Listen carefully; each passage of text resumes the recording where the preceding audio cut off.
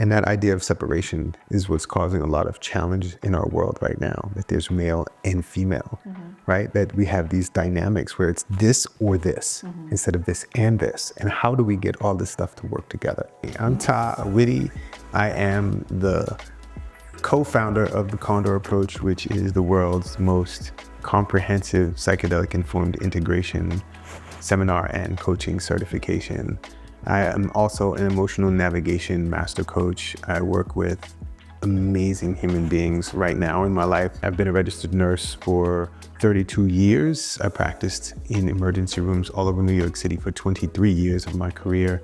So I know the in and outs of trauma and drama. I've worked with veterans. I've worked with people of all different socioeconomic backgrounds. And I've had my own host of individual human traumas around my body, around violence, sexuality, and all sorts. And I have a leg up when I'm able to completely dissociate myself from the programming and the constructs that I've been steeped in for most of my life so that I can see from an objective lens. Hey, I'm Taylor Davis. Welcome to Wildly Satisfied. I hope you enjoy the show.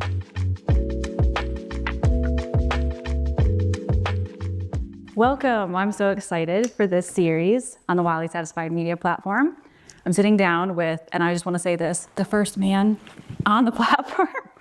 Mostly I talk to women about their perspectives on these types of things, and I'm really excited to be able to bring Tah here because a previous client of mine, amazing man, I really love him, and I love his perspective and how he can really, in a way, remove himself from anything where it's like, well, it's my perspective and this is from me, and I'd be able to see so many different sides and constructs and everything. And I just really love that about you, to be able to really deeply connect. And so I'm going to let him introduce himself, but we're going to talk a little bit about emotional regulation, integration, and leadership. So, well, thank you for having me. I'm Tah Whitty. I am the co-founder of the Condor Approach, which is the world's most comprehensive psychedelic-informed integration seminar and coaching certification. I am also an emotional navigation master coach. I work with amazing human beings right now in my life. My one-on-one coaches are all females in their 40s who are very successful, wildly successful in their businesses and the corporations that they work for. And they've had challenges around being able to navigate their nervous systems and emotional complexes and everything that they're doing, and they're all kicking ass. So yeah, that's a little bit about me. I've been a registered nurse for 32 years. I practiced in emergency rooms all over New York City for 23 years of my career. So I know the in and outs of trauma and drama in ways that most people are not adept to. I've worked with veterans. I've worked with people of all different socioeconomic backgrounds. I worked in 12 different emergency rooms in New York City. I also did home care. And I've had my own host of individual human traumas around my body, around violence, sexuality, and all sorts. So like you were saying, I have a leg up when I'm able to completely dissociate myself from the programming and the constructs that I've been steeped in for most of my life so that I can see from an objective lens. yeah, I love that about you. And I love that about whether it's me working on your back end and seeing how you guys navigate in terms of team environments, or even just going and speaking at your guys' Condor Approach events, knowing you one-on-one as a friend.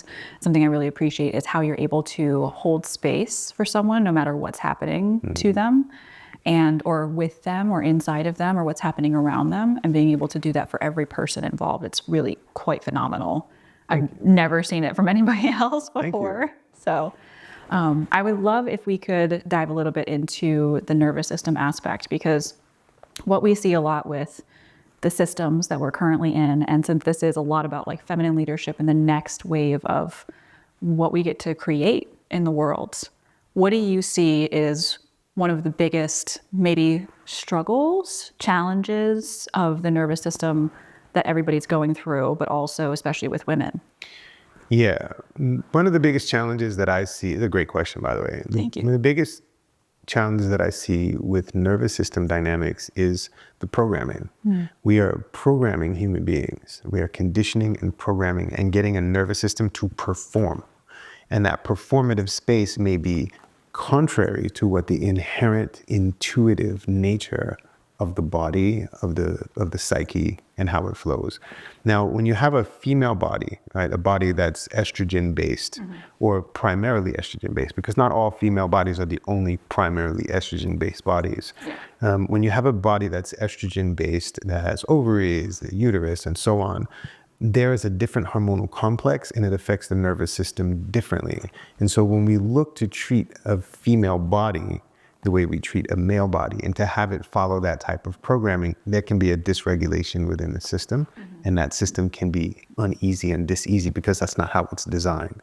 And so the programming that we issue is very masculine based. It's based on dynamics around men and male bodies, and it can be a very disruptive circumstance for a female body. Extremely. Can you give some examples of what that might look like? Sure. The workday. Okay, perfect. 8-hour workday. You go to work, you sit in front of a desk. You sit with a computer, or you sit with a task, and you just do that task all day long. And you anticipate that that body does not deviate from the task. It stays focused on that task. When you have a female body, female bodies are designed around aberrance and the capacity. This is totally from my vantage point and all of the studying that I've done. Female bodies are able to handle multiple things at the same time. And so if they're focused into a space where they have to, by force, by programming, be in one space, it goes against their programming. It goes against their coding. And so that can be a diseasy space where you formulate a female body into a space that's designed to support male bodies. Now, when you look at our world, most of the workforce for millennia was designed around men only going to work, women staying home and taking care of kids, blah, blah, blah. Yeah. And now we have all of these female bodies moving into the male workforce, right? Getting paid less money and so on. We can get into the semantics. We can get into the semantics, right? We can get into the semantics, but you're also putting these female bodies into systems that were designed around how male bodies function, and it's dysfunctional. And so the 8-hour workday, sitting in front of a space, doing the, stamp and slide, it's not functional. Yeah, it's very A to B. It's a very linear. I actually talk about this all the time because I go, there's something different with, they did a study, I'm wondering if you actually saw this, where they did a study where they scanned male and female brains, and it was the same exact question. And they noticed that male brains would have like one neuron that would fire, like literal A to B, like a linear thing. And then the second one would be female brain. It was like the whole thing would light up. And they were like, because what we got from the female that we were talking to, for example, she would be like, well, yeah, I thought about your question, and then I thought about this thing and this thing and this thing and the kids and this, and like it went everywhere.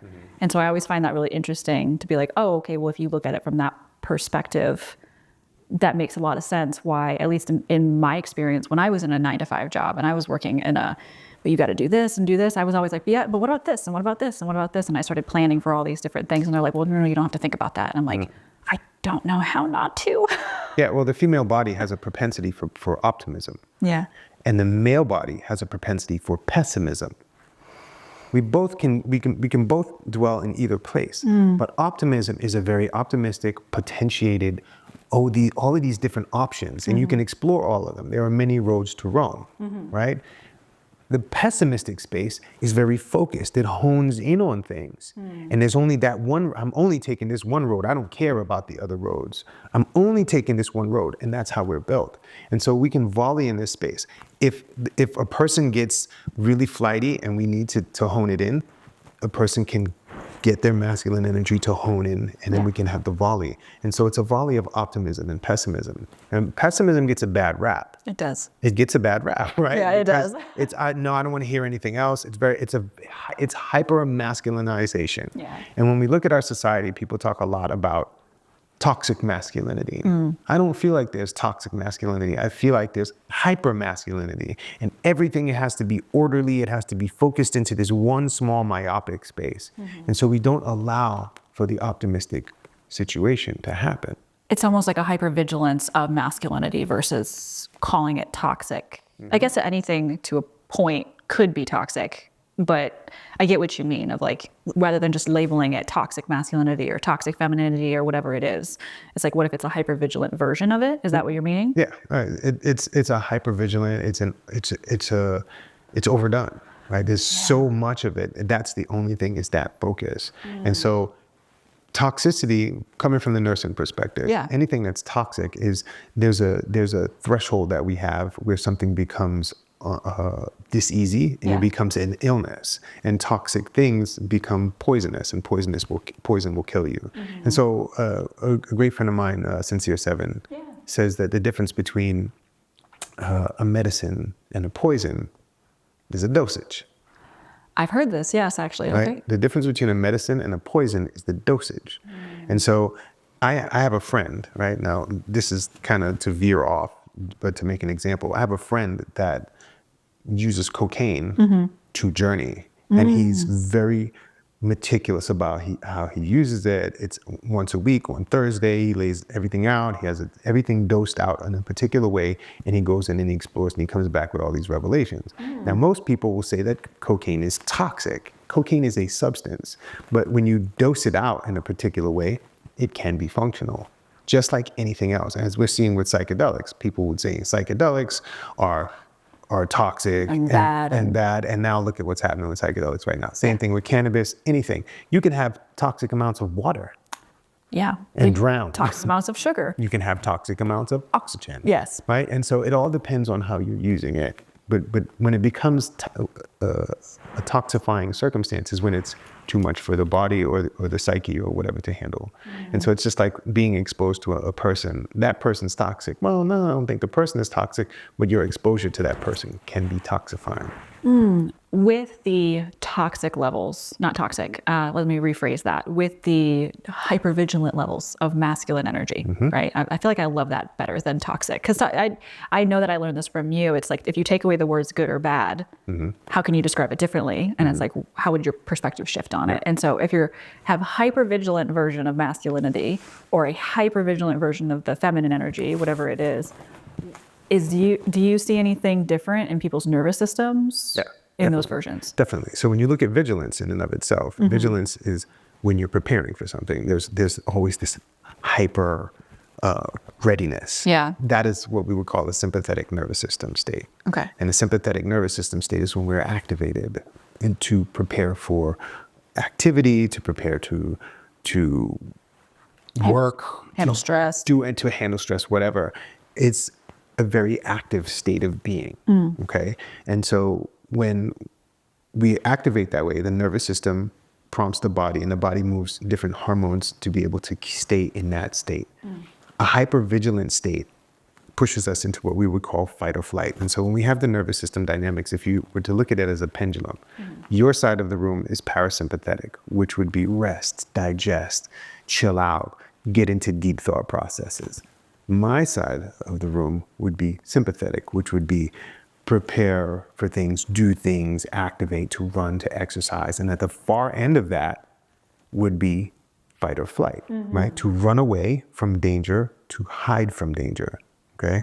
And so that's the far end of it. And so the far end of your side would be to go to sleep, to rest, even to dream, or even to die, okay? And so that's the far end of your side. And so this is where you slow down, this is where you speed up. Yes. And when you're in a place of hypervigilance, you're speeding up and ramping up, and it pushes epinephrine, which is adrenaline, it pushes dopamine, it pushes all of these catecholamines into the body that are not designed to be in the body for extended periods of time.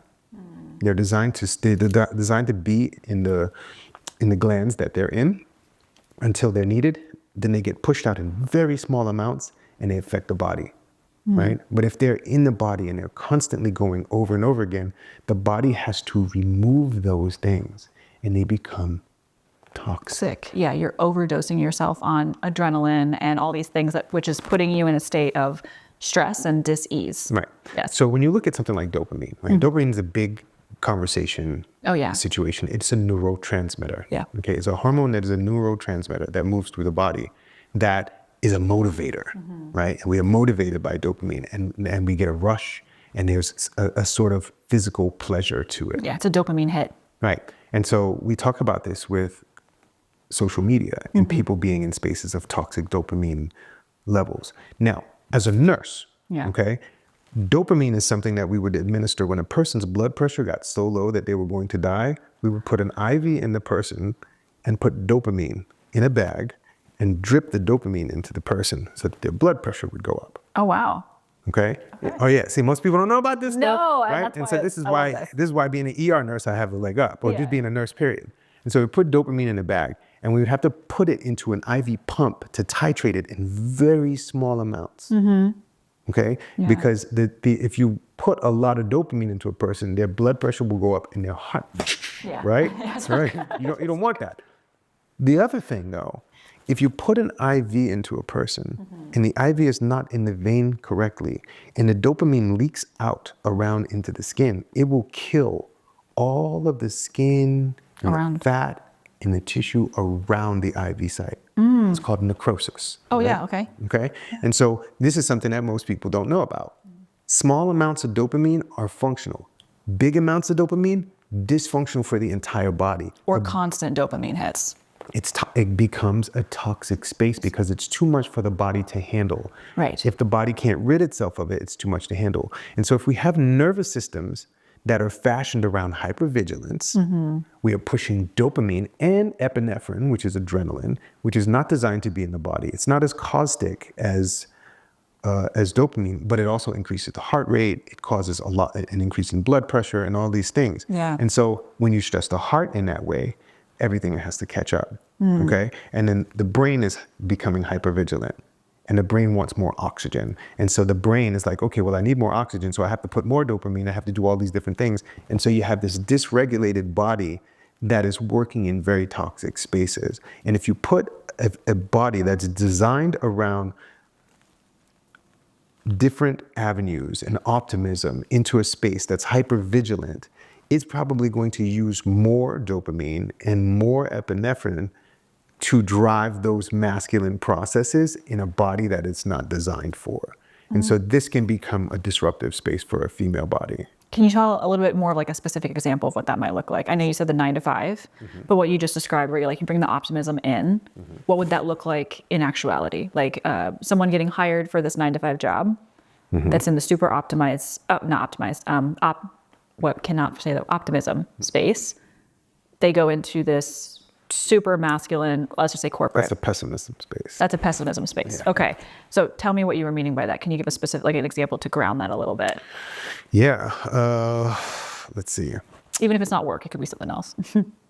Well, you get a person who's running a business, right? There are plenty of entrepreneurs who are running a business and they have, let's say it's a female-bodied person that is working with a male-bodied coach. And the male-bodied coach is saying, this is how you run your business. This is how you do it. And you have to stay focused on this type of situation. So the person stays in front of their computer for 12 hours a day, like this male coach was doing. Yep. Right? And no, you got to do it this way. Oh, no, but I'm thinking about this and I'm thinking about this. Instead of, hey, look, let's put all your ideas on this vision board and let's pick out what works. And let me support you in showing you how to use a masculine energetic in this space, but not have it override everything and disregard all the optimistic spaces that you have. And so if that person has to be myopic in that space and they want to go the roundabout way and they're challenged in that space, it can cause what we would call dissonance in the body. And that dissonance in the body is where you don't honor yourself. Yeah. Now, wildly intuitive, right? Intuition is a space that does not work in a space of logic. Okay? And this, right? It does not work in a space. Yes. Oh yeah. It's like one of the biggest things that I have to help my clients decondition too, is because they've been told, a lot of them, and there's a lot of dis-ease and their nervous system is so dysregulated because they had, I'm not hating on male coaches by any means by saying this, there's just a lot of that.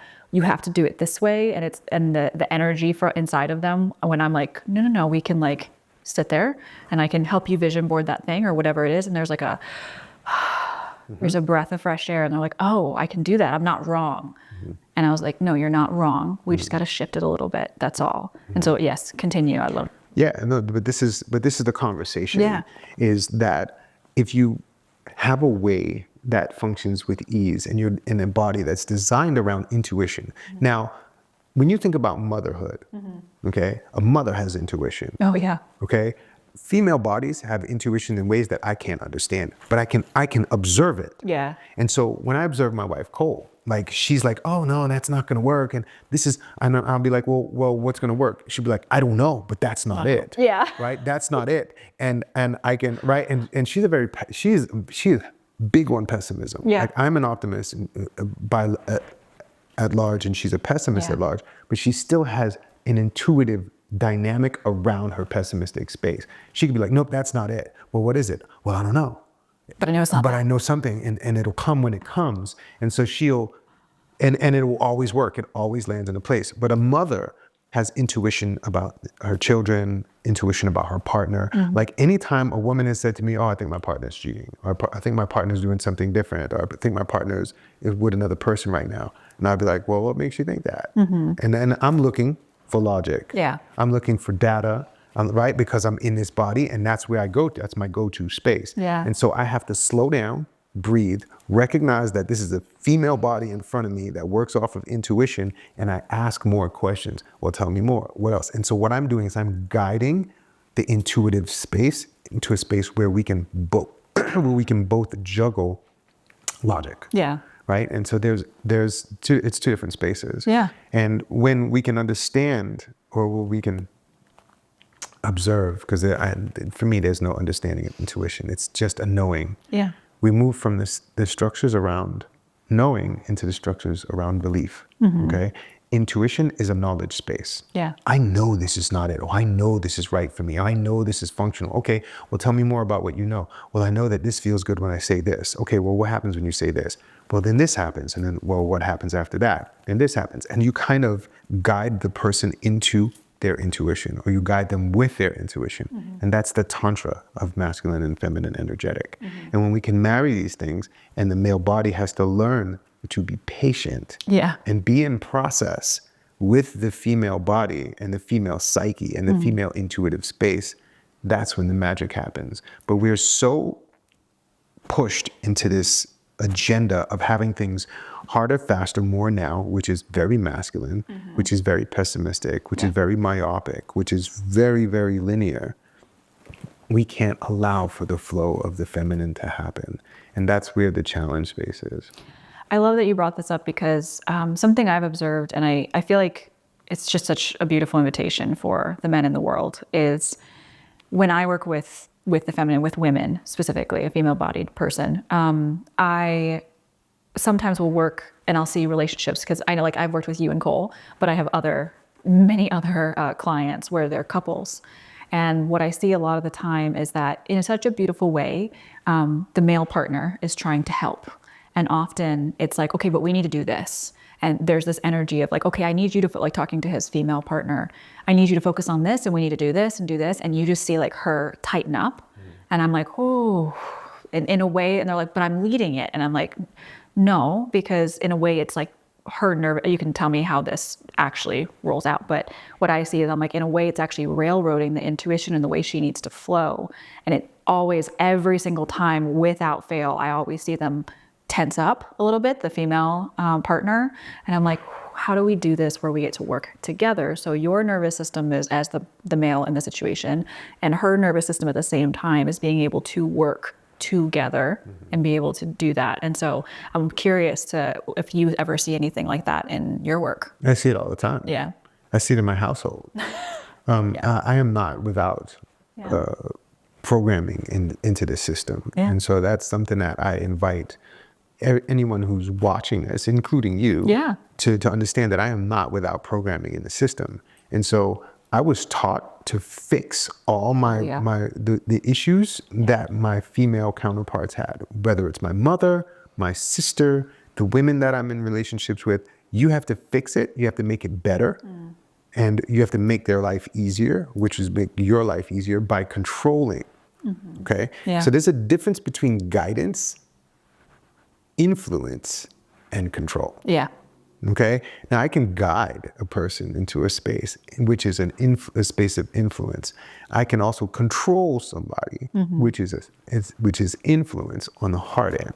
Yeah. And there are a lot of things where I might be able to see how to get from here to there, right? From this end of the room to that end of the room.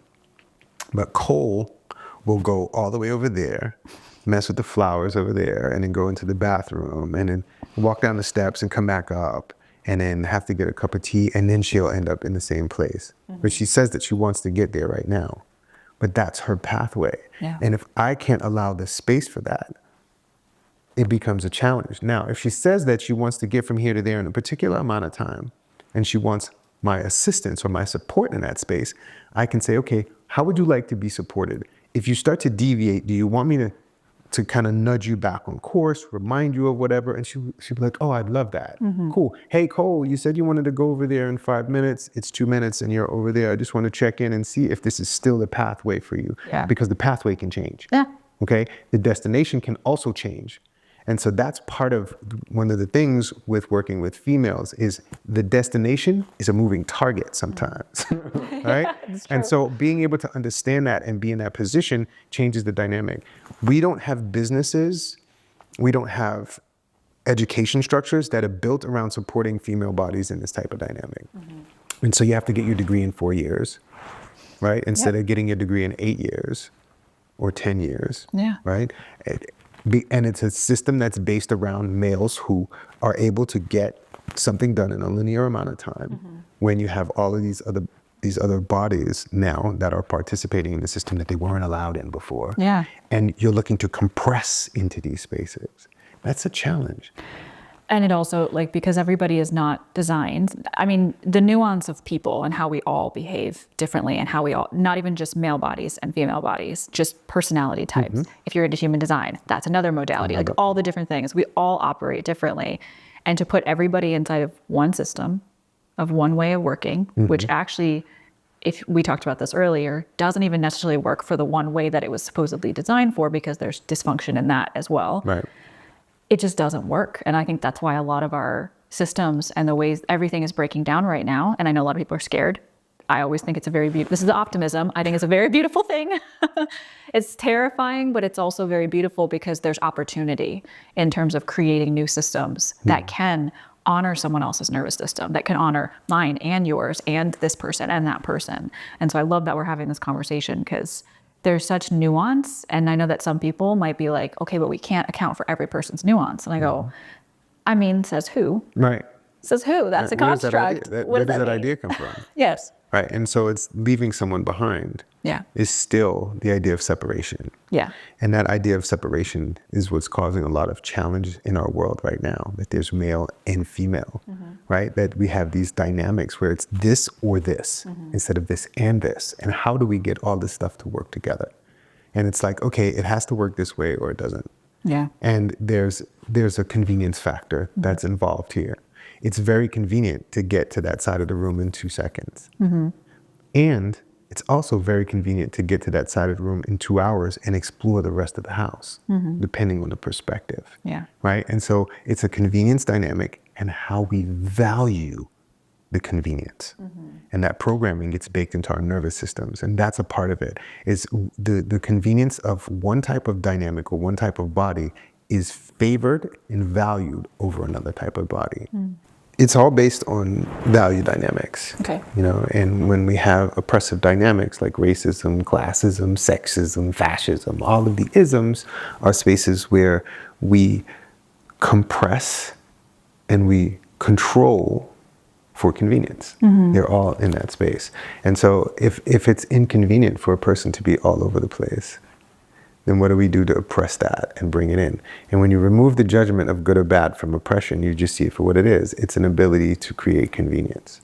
And there's a lot of convenience around female bodies. And this is the thing that's not built into businesses. This is the consideration of how the female body operates. Yeah. The male body operates on a 24-hour cycle, hormonal cycle. The female body is 28 days, Yeah. right? And that's relative to the individual. Yeah. And we can go into all sorts of stuff and dive deep into that, but the female cycle of hormones is extended, it's long, and it goes through different phases. Yeah. And so understanding how those phases are and building those phases into a business structure and a structure for a person to be supported in is a new way that we can create business dynamics. And it's not happening right now. We're still focused on, this is inconvenient. If, take your Motrin, shut up, sit down, go in the corner, right? And get the myopic work done.